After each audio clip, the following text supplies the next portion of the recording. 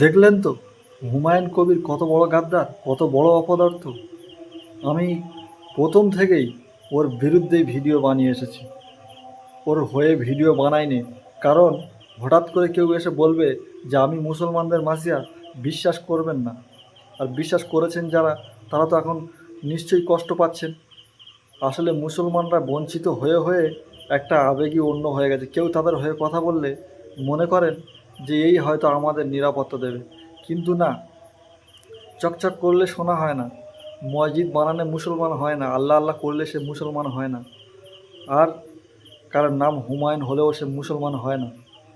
এই গাদ্দারটি আমি প্রথম থেকেই বলেছি, বিজেপির সাথেই জড়িত রয়েছে। তার অনেক রকমের ধরনের আমি প্রমাণ তুলে তুলে ধরেছি আপনাদের সম্মুখে ভিডিও করে।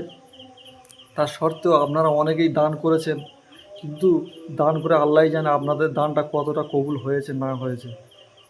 আসলে নওশাদ সিদ্দিকী 5টা বছর সে মার খেয়ে জেল খেটে এবং স্ট্রং হয়ে সে একই জায়গায় দাঁড়িয়ে রয়েছে, কোনো দল পরিবর্তন করেনি। তবুও আপনারা নওশাদ সিদ্দিকীকে বিশ্বাস করতে কষ্ট হচ্ছে। হুমায়ুন দুদিনের জন্য দল খুলেছে, তাকেই বিশ্বাস করে ফেলেছেন।